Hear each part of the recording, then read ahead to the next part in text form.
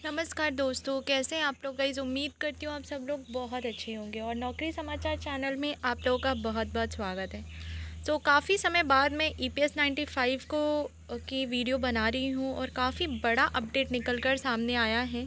और ये latest update है, 2025 का अपडेट है। मेडिकल क्या अपडेट है, मैं डिटेल पर बात करूँगी। तो हाल ही में बेसिकली पेंशन में धारकों के प्रतिनिधियों ने वित्त मंत्री निर्मला सीतारामन के साथ EPS 95 पेंशन को लेकर चर्चा की थी। आपको बता दें कि यह बैठक न्यूनतम पेंशन और अन्य भत्तों पर केंद्रित थी। पेंशन धारकों ने 2025 में सेवानिवृत्त सरकारी कर्मचारियों के जीवन की गुणवत्ता में सुधार लाने के उद्देश्य से वित्त मंत्री से मुलाकात की। इसलिए यदि आप एक सेवानिवृत्त सरकारी कर्मचारी हैं तो आपको इस जानकारी के बारे में पता होना चाहिए। पेंशन धारकों के प्रतिनिधियों ने हाल ही में वित्त मंत्री निर्मला सीतारामन के साथ कर्मचारी भविष्य निधि संगठन के तहत कर्मचारी पेंशन योजना के बारे में चर्चा की। EPS 95 पेंशन योजना के बारे में पिछले शुक्रवार को चर्चा हुई। प्रतिनिधिमंडल ने सेवानिवृत्त सरकारी कर्मचारियों के लिए न्यूनतम पेंशन योजना और अन्य मासिक भत्तों पर चर्चा की। वर्तमान में सेवानिवृत्त सरकारी कर्मचारियों को बहुत कम न्यूनतम पेंशन मिलती है। बैठक का नेतृत्व राष्ट्रीय आंदोलन समिति NC के अध्यक्ष कमांडर अशोक राउत ने किया, जिन्होंने वित्त मंत्री के साथ EPS 95 पेंशन के बारे में विस्तृत बातचीत की। वित्त मंत्री ने EPS 95 पेंशन 2025 के संबंध में आश्वासन दिया। वित्त मंत्री से मुलाकात के बाद NC के अध्यक्ष कमांडर अशोक राउत ने बताया कि वित्त मंत्री ने आश्वासन दिया है कि उनकी मांगों पर विचार किया जाएगा। पेंशन धारकों को अब उम्मीद है कि आगामी बजट में न्यूनतम पेंशन में बढ़ोतरी और महंगाई भत्ते के प्रावधान की घोषणा की जाएगी।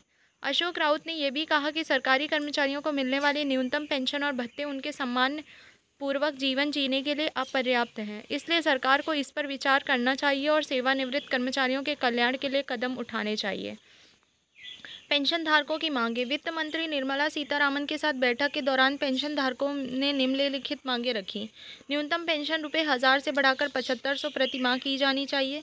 सेवानिवृत्त कर्मचारियों को न केवल पेंशन बल्कि महंगाई भत्ता भी प्रदान किया जाना चाहिए। सरकार को पेंशन भोगियों को मुख्य स्वास्थ्य सुविधाएं उपलब्ध करानी चाहिए। 2025 में पेंशन धारकों की वर्तमान स्थिति।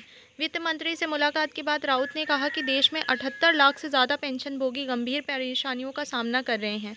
उन्होंने ये भी बताया कि 2014 में न्यूनतम पेंशन योजना 1000 रुपये रखी गई थी, तो उसे बढ़ाकर 7500 की जाने की मांग की गई है। महंगाई भत्ते में बढ़ोतरी, मुफ्त चिकित्सा देखभाल की भी मांग की गई हैं। अतिरिक्त मांगे हैं। ये पेंशनभोगियों की आलोचना 5000 रुपये का प्रस्ताव अपर्याप्त माना गया। वर्तमान मुद्दे में 36.60 लाख एम्प्लॉयज़ को 1000 रुपये प्राप्त हो रहे हैं।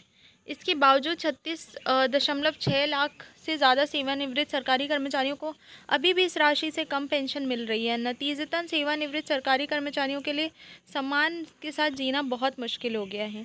EPS 95 पेंशन 2025 की वर्तमान स्थिति। वर्तमान में सरकारी कर्मचारी के मूल वेतन का लगभग 12% भविष्य निधि में जाता है और नियोक्ता द्वारा कर्मचारी पेंशन योजना में 8.33% योगदान दिया जाता है। पेंशन फंड में सरकार का योगदान वर्तमान में 1.60% है। पेंशनभोगी पिछले 7-8 सालों से बेहतर पेंशन की मांग को लेकर आंदोलन कर रहे हैं, लेकिन सरकार ने अभी तक इस संबंध में कोई ठोस निर्णय नहीं लिया है। सरकार को सेवानिवृत्त कर्मचारियों के लिए जल्द ही कोई समाधान निकालना चाहिए, क्योंकि ऐसा ना करने पर पेंशन धारकों का जीवन बहुत मुश्किलों से भरा हो जाएगा। EPS 95 से रिलेटेड कुछ प्रश्न भी पूछे गए, उनको भी मैं कवर अप करने की कोशिश कर रही हूँ कि EPS 95 पेंशन के लिए कौन पात्र हैं। बेसिकली जो कर्मचारी EPF में योगदान करते हैं और कम से कम 10 वर्षों तक काम कर चुके हैं, वे सेवानिवृत्ति के बाद इस पेंशन के लिए पात्र हैं। EPS 95 के अंतर्गत न्यूनतम पेंशन क्या है। वर्तमान में न्यूनतम पेंशन 1000 रुपये प्रति माह है, लेकिन पेंशनभोगी इसे बढ़ाने की मांग कर रहे हैं। क्या न्यूनतम पेंशन बढ़ाई जा सकती है। हाँ, न्यूनतम पेंशन राशि बढ़ाकर 7500 रुपये प्रति माह करने पर चर्चा चल रही है। सो ये था कुछ इंपॉर्टेंट अपडेट जो निकल कर सामने आ रहा था और मुझे लगा आप लोगों के साथ डेफिनेटली शेयर करना चाहिए। सो आई होप आपको वीडियो काफ़ी अच्छी लगी होगी, काफ़ी हेल्पफुल भी रही होगी, और इससे रिलेटेड कोई अपडेट फ्यूचर में आएगा तो मैं डेफिनेटली आपको इस चैनल के माध्यम से प्रोवाइड करूँगी। सो आज के लिए इतना ही, मिलते हैं अगली वीडियो में। जय हिंद, जय भारत, और ऐसे ही प्यार बनाए रखिएगा।